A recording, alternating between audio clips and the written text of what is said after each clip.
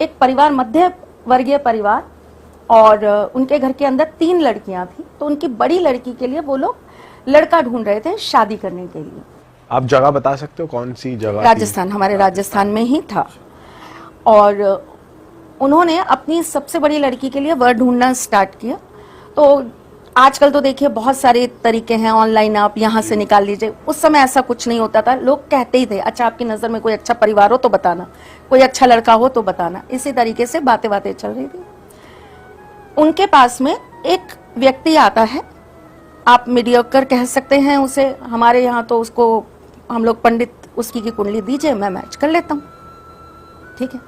उन्होंने अपनी लड़की की कुंडली दी। तो उन्होंने कहा कि इस लड़की के साथ तो एक बहुत बड़ा साया है और आपके घर में ही है, आपको पता नहीं चल रहा? बोले नहीं, बिल्कुल नहीं पता लग रहा, आभास ही नहीं हो रहा, कोई चीज ही नहीं हो रही हमारे घर में, तो कैसे पता चलेगा? तो बोले इसका मतलब ये अभी आप लोगों के लिए कोई भी अरेस्ट नहीं चाह रहा, बुरा नहीं चाह रहा, बुरा नहीं चाह रहा आपका। तो बोले ठीक है महाराज बताइए क्या करना है।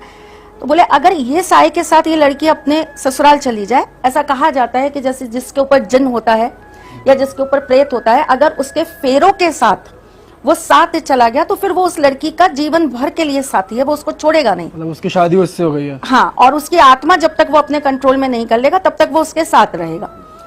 ऐसी कंडीशन में उसके बीच में जो भी आता है, जैसे हस्बैंड आया या परिवार वाले आए, तो वो उनको भी मृत्यु के पार कर देता है।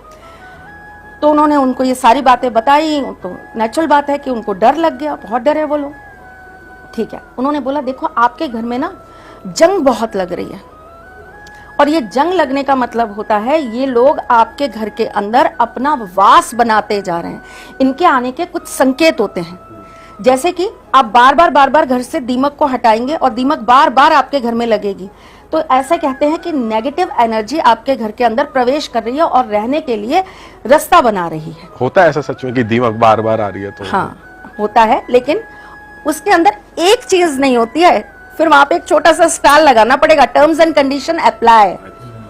एक केवल दीमक नहीं है, दीमक तो फिर आपके ग्रहों के कारण भी लगती है।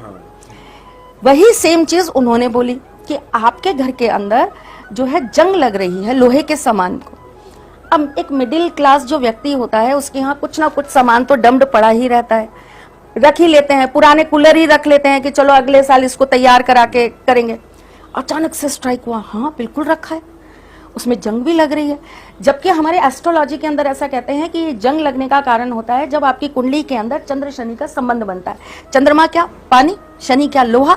जब चंद्र शनि आपस में मिले चाहे कैसे भी, तो वो आपके, और एस्ट्रोलॉजी को अगर हम वास्तु के साथ जोड़ेंगे, एस्ट्रो वास्तु करेंगे, तो वहां भी सेम कॉन्सेप्ट आ जाता है कि अगर आपका चंद्र और शनि एक साथ में मिल गया तो आपकी लोहे की चीजों को जंग लगनी चालू हो जाएगी।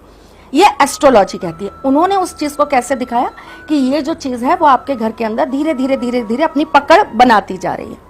अब आप जब किसी व्यक्ति को ये विश्वास दिला देना कि उसके घर के अंदर कुछ है, तो रात को चाहे 10 बार चूहा इधर से उधर घूम रहा होता है, आपको उस समय नहीं पता लगता कि कोई आहट आ रही है, लेकिन जब आपके दिमाग में वो चीज बैठा दी जाती है तो वो आपको लगने लगता है हाँ कुछ आया तो था, कुछ आवाज तो सुनी थी, कोई चीज तो थी।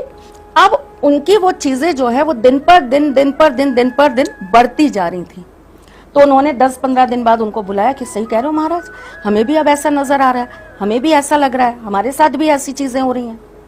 ठीक है, उन्होंने कहा एक काम करते हैं, अपन एक जगह है वहां चलते हैं और आपकी बेटी के ऊपर ये सारी जो भी चीजें हैं इसको अपन उतरवाते हैं। तो उन्होंने कहा ठीक है जी चलिए, कहाँ चलना है? वो उनको एक तांत्रिक के पास लेकर गए। उन्होंने कहा कि आपकी बेटी जो है इसके ऊपर श्राप है, इसके ऊपर एक जिन है जिसकी वजह से इसके जीवन के अंदर बहुत कठिनाइयां और परेशानियां आएंगी, और अगर इसका विवाह हो गया तो विवाह के बाद वो इसके पति की मृत्यु कर देगा। तो माँ बाप ने कहा बताइए इसका सॉल्यूशन क्या होता है, कैसे सॉल्यूशन किया जाता है? तो उन्होंने बोला कि इस चीज के लिए एक सबसे बड़ी चीज होती है योनि पूजा। थोड़ा बहुत लोगों को नॉलेज है कि सबसे बड़ा तंत्र का गढ़, अपन ने भी डिस्कस किया था, सबसे बड़ा तंत्र का गढ़ कौन है? कामाख्या धाम। तो वही सेम चीज उस समय दिमाग में एकदम से क्लिक हुई कि हाँ सबसे ज्यादा तंत्र जो है वहीं होता है, तंत्र का वो सबसे बड़ा गढ़ है और वहां पर भी जो है योनि की पूजा की जाती है। तो ठीक है भाई, योनि शुद्धिकरण किया जाएगा। योनि शुद्धिकरण कैसे किया जाएगा आपको मैं बताऊंगा। एक कलर के वस्त्र पहनकर आपकी बिटिया को इस दिन आपको हमारे यहाँ लेकर आना पड़ेगा। ठीक है जी। अंदर से बाहर तक एक कलर के वस्त्र होने चाहिए। उन्होंने कहा ठीक है भाई, अंदर से बाहर तक एक कलर के वस्त्र पहना के हम ले आएंगे। उनको जिस दिन का नाम दिया गया, कुछ सामान बोला गया, पान ले आना, मीठा पान, एक दो चीजें और बोली गई, वो लेकर आप आ जाओ। वो आ गए। वहां पर उस लड़की को जो है वो बताया गया कि ये जो चीज है ये तब तक तुमसे अलग नहीं होगी जब तक कि ये तुम्हारे साथ संबंध नहीं बना लेती, या आपके साथ इन्वॉल्व नहीं होगी, तब तक ये आपसे अलग नहीं कर पाएंगे हम।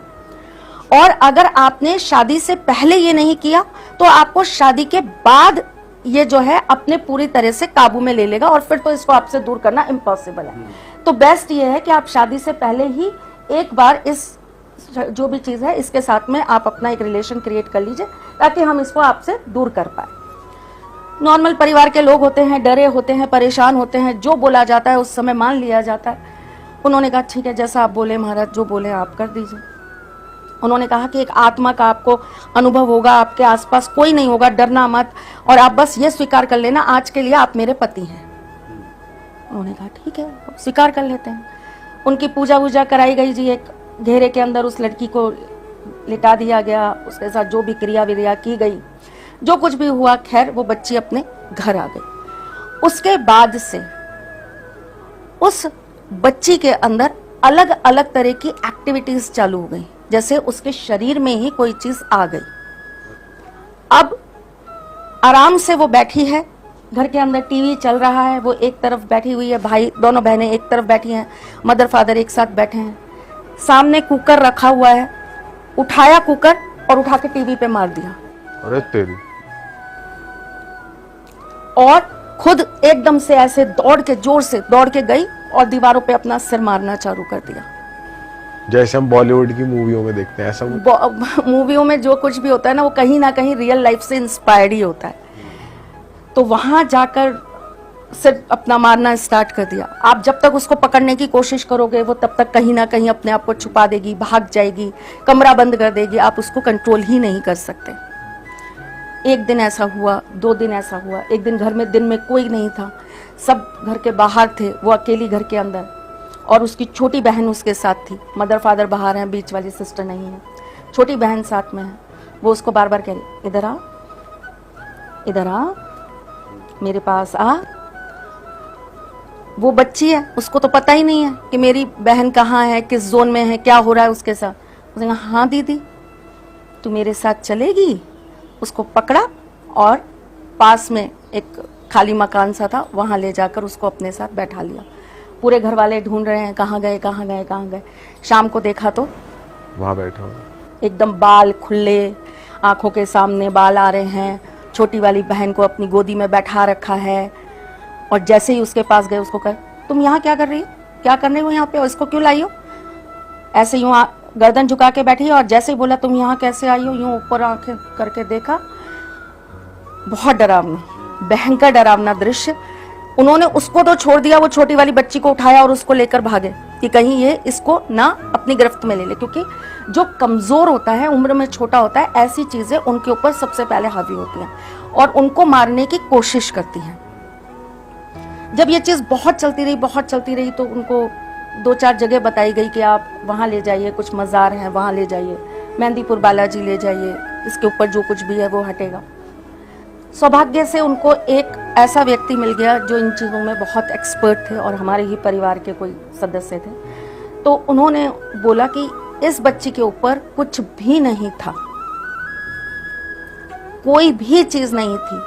वो जो तांत्रिक था जिसके पास आप इसको लेकर गई और जिसने ये बोला कि इसकी योनि पूजा करनी है, उसने अपनी शक्तियों को बढ़ाने के लिए किसी आत्मा को इसके साथ वो कर्म करने के लिए छोड़ दिया, क्योंकि उस आत्मा की शर्त होगी उस तांत्रिक से कि जब तक आप मुझे ये नहीं दोगे तब तक मैं आपके कर्म नहीं करूंगा।